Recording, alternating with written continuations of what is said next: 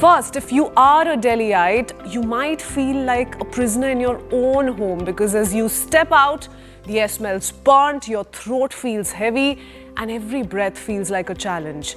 It has become the national capital's new normal, and unfortunately, year in and out. Today on The Breakfast Club, we're talking about how Delhi has infamously become the most polluted city in the world and how we can protect our lungs from this toxic air. But first, this, remember, is not a new problem. Delhi didn't become a gas chamber overnight.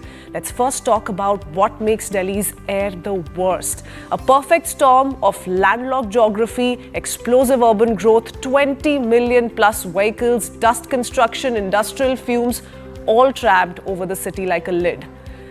Which brings us to the question everyone's asking. Why Delhi? Why not other metropolitan cities? Why not any other city like Bengaluru, Pune, for instance? Both cities, remember, have traffic. Both Delhi and Bengaluru in this case are growing fast. Why then Delhi NCR alone? Why is Delhi grappling with this never-ending challenge? Apart from the several major contributors of pollution, Delhi is also boxed in by the plains, colder air in winter, wind patterns that push pollutants down instead of carrying them away, whereas cities like Bengaluru have a naturally geographical advantage. The onus of finding solution though lies on the shoulders of the government. Cloud seeding, smog towers, grab restrictions, all of this is being tried and tested, it's being put to use, but most of these measures so far have failed to provide immediate relief. Even path-breaking interventions like cloud seeding haven't turned around the picture for Delhiites so far. In fact, much is being asked about whether artificial rain can really wash away months of toxic buildup. And if yes, only temporarily perhaps, and if the weather plays along, that is. So let's bring in our first guest this morning. We're being joined by Dr. KJ Ramesh, former IMD chief. He's going to explain why Delhi can't rein its way out of this crisis year in and out. Good morning, Dr. Ramesh. Thank you for being with us here on The Breakfast Club. First up, since we're talking about the other factors, so a lot is spoken of when this pollution season kicks in on vehicular emission, on construction activities. That's where GRAP implementation also comes into play. But a lot of it goes unnoticed when we talk about where Delhi is placed on the map. So the Indo-Gangetic plain in which Delhi NCR falls consistently experiences the worst winter air quality among all geographical regions in India. Why, sir?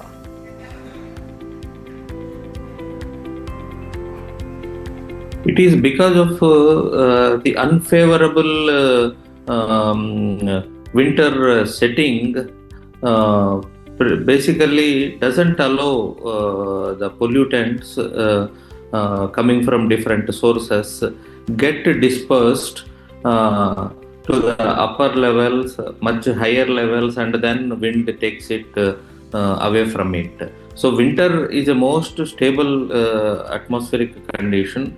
So everything gets trapped close to the surface, and when fog is there, even more we call it boundary layer, so above which only wind can strongly disperse. So height of the boundary layer becomes very, very shallow in winter because of the stable atmospheric conditions. In summer, because of the heating and the monsoon winds, even the same amount of emissions won't be measured as AQI concentrations because it is distributed vertically to much higher levels, and strong monsoonal winds disperse it also fastly. Even though the same emissions and the same number of vehicles, everything exists in other times of the year, but winter, it is very unfavorable for the dispersion of pollutants. Dr. Ramesh, does it actually come down to this one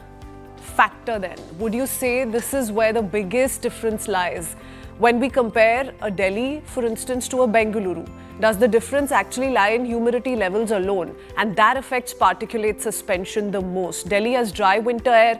Bengaluru, for instance, has a moderate climate this time of the year. Yes, because Bengaluru and Hyderabad, any city for that matter, same density of vehicles, because of higher dispersion potential, because of higher level of boundary. So things get transported to higher levels, so you don't feel on ground. See, apart from transport emissions, Delhi has a lot of industrial related emissions, power sector related emissions, construction and demolition related emissions. There are, and waste, solid waste and sewage related secondary emissions which are coming in Delhi of unimaginable magnitude, which are not there in any parts of the country, because we have mountains of solid waste in several corners of Delhi. Right. Dr. Ramesh, tell us now a little bit about wind patterns. So one is where Delhi is located geographically. That of course turns out to be a disadvantage this time of the year. What about wind patterns in southern India, and how do they differ from North India during winters, and how does that one phenomena impact pollution dispersion? See, south of Vindhyas, particularly South Andhra Pradesh, Tamil Nadu and coastal Andhra Pradesh, Kerala, in winter, after the monsoon season of end of September, something called a northeast monsoon, winter monsoon sets in. So it is strong wind conditions and rainfall intermittently comes here. So that way moisture levels are there, and rainfall generating phenomena continue to exist even after monsoon.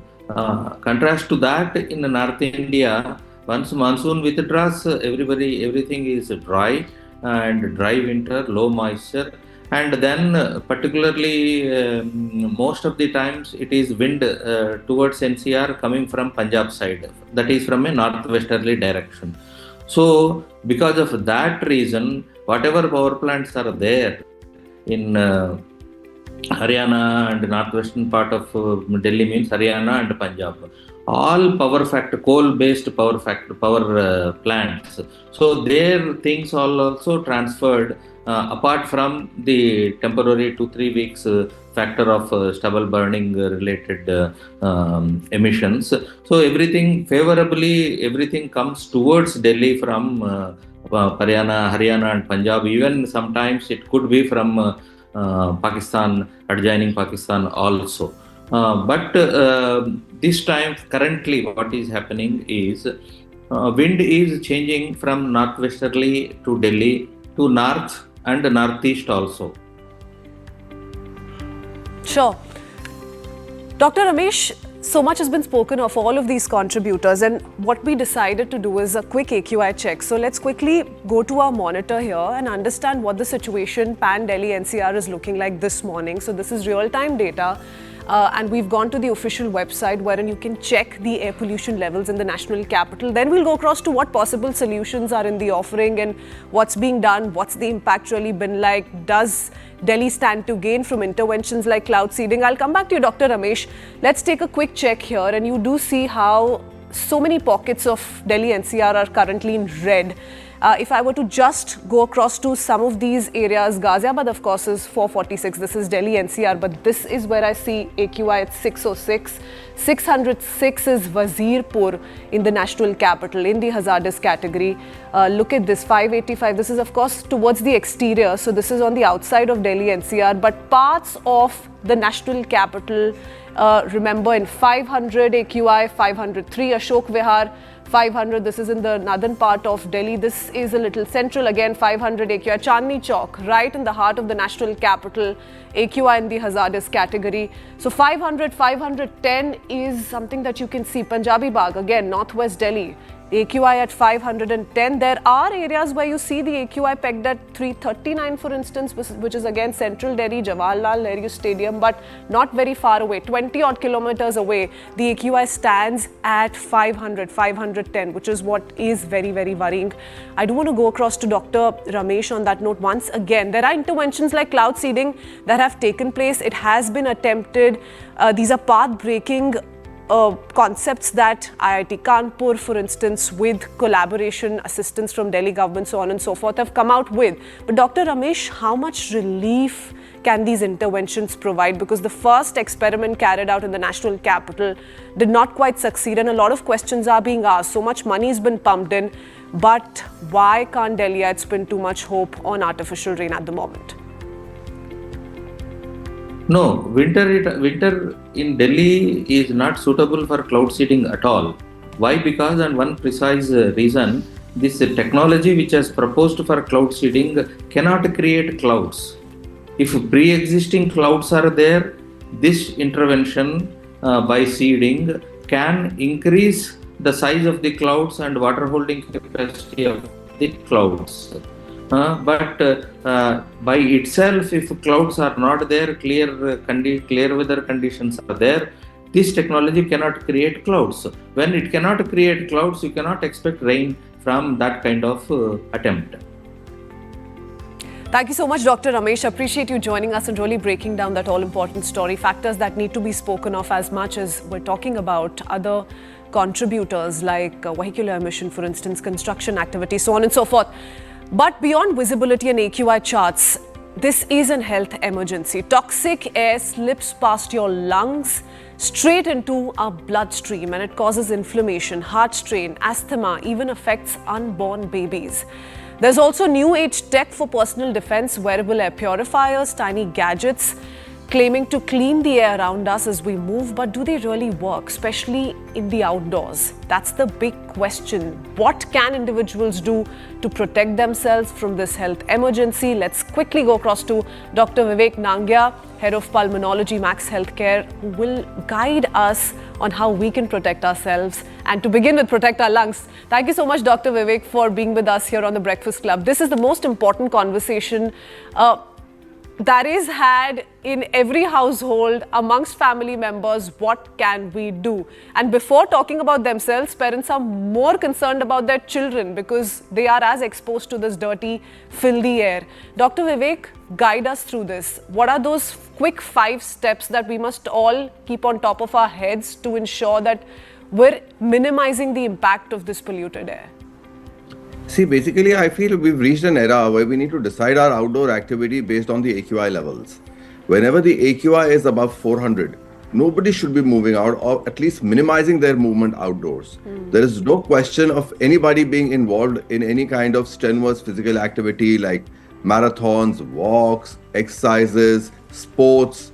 This is not the time to be doing this outside. Of course, there's this highly vulnerable group. This vulnerable group would basically include people who are more than 65 years in age, children less than 5 years, pregnant ladies, those who have an underlying lung condition like asthma, chronic obstructive pulmonary disease, interstitial lung disease, underlying heart disease, kidney disease, brain disease, those who are on immunotherapies, chemotherapies, steroids. They should all be avoiding moving outdoor if the AQI level is 300. No strenuous physical activity when the AQI is above 300 for them. So these are the 2 parameters that we need to look at. Apart from that, even if you have to, and there is no other choice, then the only thing that can protect you to some extent is an N95 or an N99 mask, which will filter out particulate matter less than 2.5 microns to the extent of 95% to 99%. There are newer masks also that are available, which can filter out particle size up till 0.3 microns. But how successful they are, we don't know. But then again, we need to remember that they would only filter out the particulate matter and not the toxic gases that are still existing in the environment for us. Dr. Vivek, if you already have an underlying lung disease or any other disease like diabetes, hypertension, it is very important to keep it under check, under full control, so that the body doesn't have to focus on controlling that. So if you have an asthma, you should be on regular maintenance therapy with the help of your inhalers, and also carry extra inhaler with you in case there's an SOS requirement. You should be taking that immediately. Then, of course, at this time of the year, the flu also becomes very common. So it's a good idea to take a flu vaccine and, be safe from at least the viral infections. So to ensure that you're not then giving into a condition like pneumonia, do Absolutely. ensure that at least the vulnerable groups are getting their vaccines. Dr. Vivek, what about air purifiers? That is also something which has now become a necessity. In fact, there are schools wherein parents are now fighting for installing air purifiers with the school administration. How important or necessary do you think air purifiers in your indoor spaces are at the moment? So, the common logic would say that air purifiers should work. Air purifiers, basically what they do, their basic purpose is to take away the toxic gases as well as the at least the particulate matter and some of the toxic gases. Of course, nothing can be 100%, but they are able to clear. But unfortunately, for whether it is because it is our country, we are the third world country where we don't have any definite research to say that the AQI level went down, that benefited patients with asthma, COPD, or at least their exacerbations went down. And that is probably because you're only using it for 8 to 10 hours and it can't be beyond that. The rest of the time you're probably outside on the streets, getting exposed to the poor air quality, and even a little bit of exposure maybe worsening the situation again. But yes, my suggestion is that at least people who are vulnerable, the vulnerable category, if they were to breathe in good air for even 8 to 10 hours, they won't do themselves harm. If at all, there would be some benefit. There are only some studies which have shown that the inflammation levels go down in this group of patients, but not in everybody. So while air purifiers do sound a logical solution, but we still don't have studies to confidently say that yes, it will change the situation completely. Because a lot is being spoken of HEPA purifiers, for instance. True HEPA label is something that you must watch out for when you're purchasing a air purifier, so on and so forth. So I thought I'll quickly dip in and ask you that question. Also, Dr. Vivek, there is a lot of emphasis being laid on by a lot of nutritionists and doctors alike. Now, they say your diet, what you eat, what you're feeding your body can help you cope with the impact of air pollution, what it's doing to different parts of your body, but it's not going to entirely be able to subdue it, or it's not going to be able to suppress it in its entirety. What are your thoughts there? How much of a role does nutrition play in a phase like this where all of us are combating air pollution, something that's invisible to the naked eye? See, basically it is difficult to say because again, there are no long-term studies to link benefit of nutrition with the impact of air pollution. But having said that, I would say that people should keep themselves well hydrated, keep taking lots of fluids during the day, have antioxidant rich diet. So that would basically mean lots of fruits, vegetables, turmeric, ginger, cinnamon, tulsi. They're all very good antioxidants. So one could try those. More important than that is to quit smoking completely. People still continue to smoke cigarettes, which of course is worsening the situation for them, and do some yoga exercises, deep breathing, pranayam. They would also build your lung capacity. But again, they have to be done indoors. But again, when you're doing an exercise indoors as well, in the gyms as well, you have to ensure that the AQI levels there at least are well controlled. Because there are studies which have shown that the indoor air quality could be even worse than the outdoor air quality in certain areas by almost 8 to 10 times. So that is something that you have to be sure that at least the indoor air is well maintained.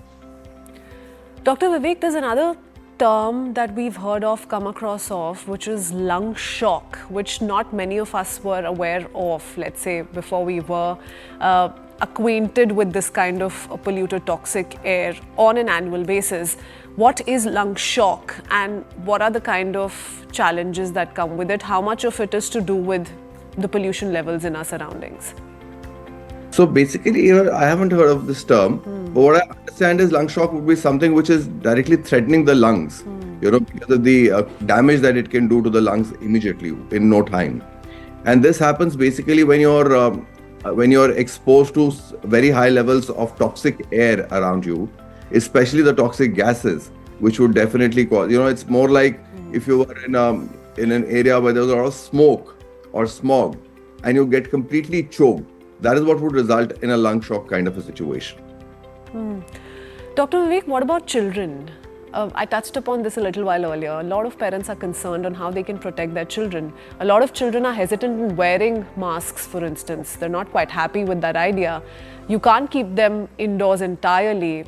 Some of them, at least beyond class 5, are also attending schools physically. How can children be protected? So it's very difficult. I fully agree with the parents that it's really a crisis kind of a situation for them.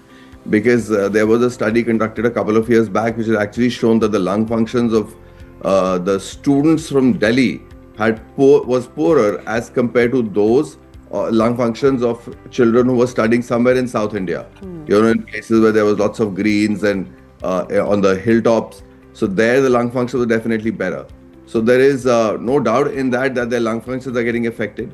We also see in our daily practice there are more children who are coming to us with asthma-like features, persistent cough which is not settling, and ultimately they end up taking antibiotics, steroids, nebulizers to control it. So there is no doubt that their lungs are getting impacted, and the measures would practically be the same. Remain indoors, do not involve any kind of strenuous physical activities outdoors. Exercises should be indoors.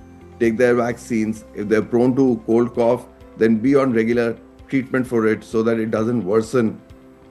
Okay, and very quickly, Dr. Vivek, before we wrap up this conversation, what are your thoughts on wearable purifiers? So, first we heard of air purifiers, then we moved on to N95s, 99, thanks to COVID as well. That was something that everyone was introduced to. And now this new technology of wearable purifiers is being looked at as being seen online. Everyone is selling this product. What are your thoughts? There are a lot of medical experts have come out to say that the impact is minimal. It can only protect you, for instance, in indoor spaces. Yeah, can it actually protect you? I would say, but people say impact is minimal. My question is, does it even protect you? Is there a study which has said that when you wear these wearable devices, your risk of developing asthma or COPD goes down? It can't. When I'm talking about 8 hours or 10 hours of use of air purifiers inside a complete room, a completely sealed room where the toxic gases and the particulate matter both have been taken care of, and yet we have not seen any impact, then how can these wearable devices protect you?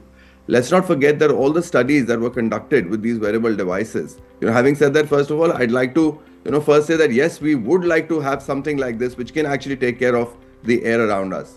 But unfortunately, we haven't reached that stage yet. So you're saying not enough research is currently there? Now the research that we have has been done under controlled environment in the lab settings and not in the outdoor situations. It has only been done to show that the wearable device was able to reduce the AQI level around it by 45 to 50%.